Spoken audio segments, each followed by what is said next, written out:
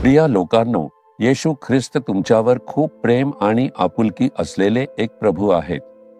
तो तुमच्यावर प्रेम आणि आपुलकी ठेवतो कारण तो तुमच्याबद्दल काळजी घेणारा प्रभू आहे. काळजी घेणारा म्हणजेच आपण जे अन्न खातो, जे कपडे घालतो आणि आपल्याला लागणाऱ्या सर्व गरजांबद्दल तो काळजी घेतो. जसं एक वडील आपल्या मुलांबद्दल आपुलकीने विचार करतो, माझं मूल सुखात असावं, आनंदात असावं, कोणतीही कमतरता नसावी, अगदी तसंच तो आपल्यासाठी एक चांगला पिता आहे. दुसऱ्या बाजूला तो आपल्यासाठी एक वर आहे, एक नवरा. नवरा बघा, तो आपल्या पत्नीबद्दल खूप काळजीपूर्वक आणि आपुलकीने वागतो. अगदी त्याचप्रमाणे येशू ख्रिस्त आपल्यासाठी आत्मिक वर आहे. आपण त्याची वधू आहोत. आपल्यावर खूप प्रेम आणि आपुलकी ठेवणारा देव आहे. तुम्ही त्याची वधू झालात का? तुम्ही स्वतःला त्याच्याकडे समर्पित केलं आहे का? येशूला तुमच्या आयुष्यात स्वीकारलं आहे का? प्रभू, तुम्ही एकीकडे माझे वडील आहात, दुसरीकडे आई, तिसरीकडे भाऊ, चौथ्या बाजूला मित्र आणि पाचव्या बाजूला माझे चांगले वर. अशा प्रकारे तुम्ही येशूचा अनुभव घेण्याची सवय घेतली तर तुम्हाला खूप आनंद मिळू शकतो. येशूला तुम्ही तुमचा वर म्हणून स्वीकारता तेव्हा काय घडतं? गीतरत्न 4:12. माझ्या वधू, तू तर बंद केलेल्या बागेसारखी आहेस. तू बंद असलेल्या झासारखी, शिक्का मारलेल्या कारंजासारखी आहेस. म्हणजेच बंद बाग म्हणजे एक कुंपण घालून सुरक्षित ठेवलेली बाग. जर एखादी बाग असेल आणि त्यात चांगली फळं असतील, ती कुंपण घालून सुरक्षित केली जाते, नाहीतर येणारे जाणारे सगळे ती फळं तोडून घेऊन जातील. ते नुकसान करतात. जर एखादा झरा असेल तर तो प्राण्यांमुळे किंवा माणसांमुळे हानी होऊ नये म्हणून झाकून सुरक्षित ठेवला जातो.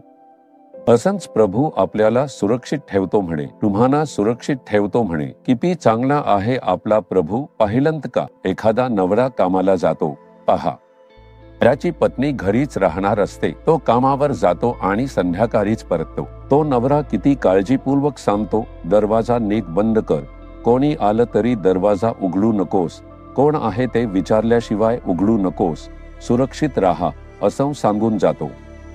मधून मधून फोन करून विचारतो, कशी आहेस असं विचारतो. कारण त्याला आपल्या पत्नीवर प्रेम आहे, काळजी आहे. माझी पत्नी सुरक्षित असावी याबद्दल त्याला सतत चिंता असते.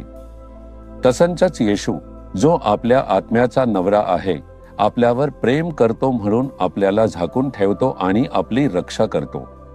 तो आपल्या भोवती एक कुंपण घालून आपली रक्षा करतो. किती अद्भुत आणि चांगला प्रभू आहे ना. फक्त तुम्हालाच नाही तर तुमच्या कुटुंबालाही प्रभू सुरक्षित ठेवतो. बायबलमध्ये इयोब माणसाची कहाणी सांगितली आहे. जर तुम्ही ते अधिकृतपणे वाचले तर 10व्या वचनात लिहिलं आहे की शैतान पोहोचू शकत नाही. प्रभूने यायोबची सुरक्षा केली होती. शैतान स्वतः येऊन म्हणतो, तू त्याला कुंपण घालून सुरक्षित ठेवले आहेस. त्याची मुलं, मालमत्ता, जनावरे सगळ्या भोवती तू कुंपण घालून ठेवला आहेस. म्हणूनच मी त्याचं नुकसान करू शकणार नाही असं तो म्हणतो. शैतान येऊन काहीही नुकसान करू शकणार नाही इतकं प्रभूने कुंपण घालून सुरक्षा केली आहे. तुमच्यावर त्याला इतकी काळजी आहे हे तुम्हाला कळतं का? त्या प्रेमाचा विचार करा. तुम्ही त्याचं स्तुती न करता राहूच शकणार नाही. तो म्हणतो, तुझ्या डोक्यावर असलेले केस सुद्धा मोजले गेले आहेत. मी तुझे केसही मोजून ठेवले आहेत. मुलांनो, त्यामुळे घाबरू नका असं तो सांगतो. पाहिलंत का?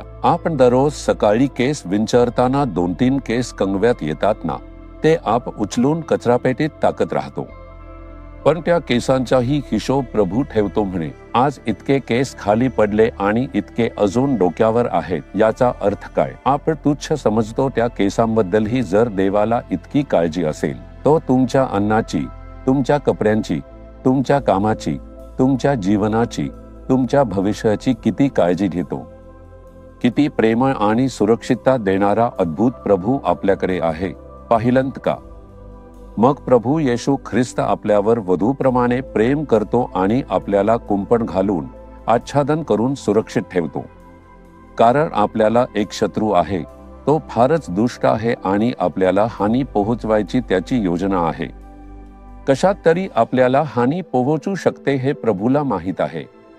म्हणूनच या वाईट जगात जिथे सैतानाचे कार्य भरपूर आहे, तिथे माझी वधू असलेल्या मला सुरक्षित ठेवावं अशी काळजी असलेला देव आहे तो. मला माहित आहे की माझ्यापेक्षा जास्त माझ्या सुरक्षिततेची काळजी घेणारा देव आहे हे मला ठाऊक आहे.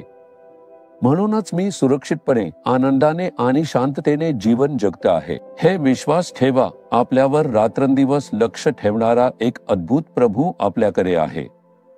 येशू, तुम्हाला माझ्याबद्दल किती काळजी, किती प्रेम आहे हे विचार केल्यावर स्तुती करता राहवतच नाही. असंच तुम्ही स्तुती करत राहा. तुम्हाला त्याची उपस्थिती जाणवेल, सुरक्षितता जाणवेल आणि आनंदी राहता येईल. प्रभू, मी तुझी स्तुती करतो कारण तू माझ्यासोबत आहेस, तू माझ्यावर आहेस, तू मला संरक्षण देतोस असं म्हणा. मग कशाला घाबरता? जर प्रभूला तुमच्याबद्दल काळजी असेल, कोणाची हिंमत आहे तुमच्यावर हात ठेवायची?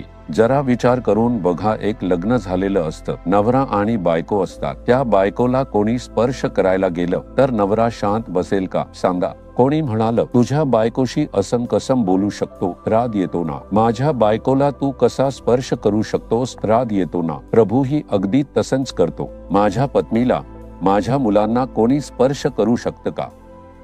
सैतान जवळ येऊ देणार नाही. तुम्ही यावर विश्वास ठेवा. तुम्ही विश्वास ठेवला तरच त्या आशीर्वादाचा अनुभव घेऊ शकता. येशूमध्ये नसाल तर त्या आशीर्वादात काहीच नाही.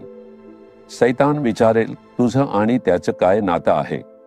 तुझं आणि त्याचं काहीही नातं नाही. तो पापात आहे, आपल्या मनाप्रमाणे दुष्ट मार्गावर जगतोय. तो माझा आहे, मी त्याच्याशी काहीही करू शकतो. प्रभू करू शकणार नाही. तुम्ही त्याची पत्नी असायला हवी किंवा मुले. तुम्ही स्वतःला त्याच्याकडे समर्पित केलेलं, तेव्हाच तो येऊन तुमच्यासाठी बोलू शकतो. तेव्हाच तो सैतानाविरुद्ध युद्ध करू शकतो. म्हणूनच तुम्ही सर्वप्रथम स्वतःला प्रभूकडे समर्पित करा.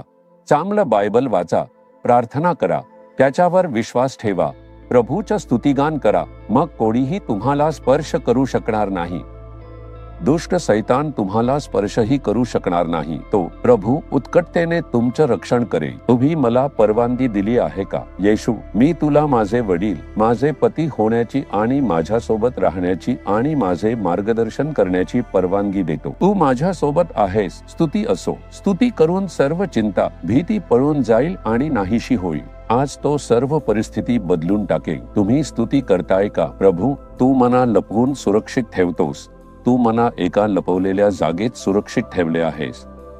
तू मला कुंपण घालून सुरक्षित ठेवलेल्या बागेसारखं जपतोस. स्तुती असो. तू माझ्यासोबत आहेस, माझ्यासोबत चालतोस, तू माझ्यावर आहेस, हेच माझ्यासाठी पुरेसं आहे. तुम्हाला धन्यवाद, धन्यवाद. येशूच्या नावाने आमेन, आमेन.